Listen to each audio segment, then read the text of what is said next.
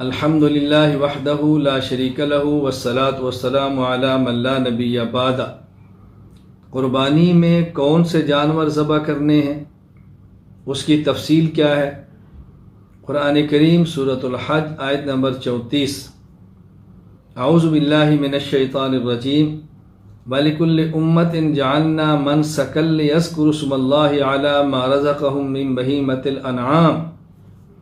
ہم نے ہر امت کے لیے قربانی مقرر کی تاکہ وہ چوپایوں کے مخصوص جانوروں پر اللہ کا نام لیں جو اللہ نے ان کو عطا فرمائے ہیں۔ یہاں بہیمۃ الانعام فرمایا ہے، من بہیمۃ الانعام۔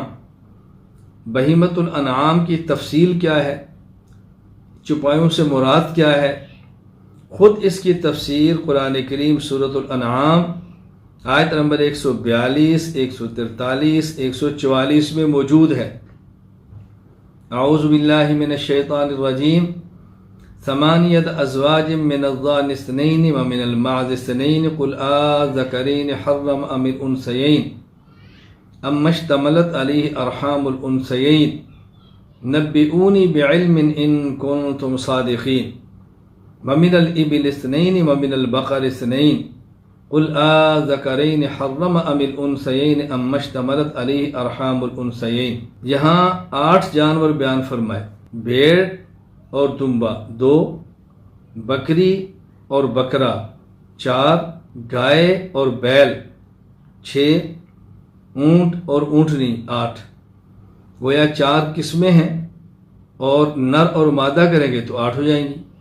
تو بنیادی طور پر قربانی میں یہ 4 قسم کے جانور ہیں: بھیڑ، دمبا، مینڈا، بکری، بکرا، گائے، بیل، بھینس، بھینسا اسی میں شامل ہے، اونٹنی اور اونٹ۔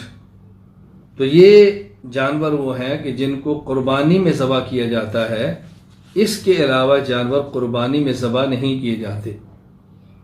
یہ انسان کی استطاعت پر ہے، وہ اونٹ ذبح کرتا ہے، وہ گائے ذبح کرتا ہے، وہ بھینس ذبح کرتا ہے، وہ بکرا ذبح کرتا ہے، وہ دمبا ذبح کرتا ہے، اس کی اپنی استطاعت پر ہے، لیکن قربانی کے جانور یہی ہے۔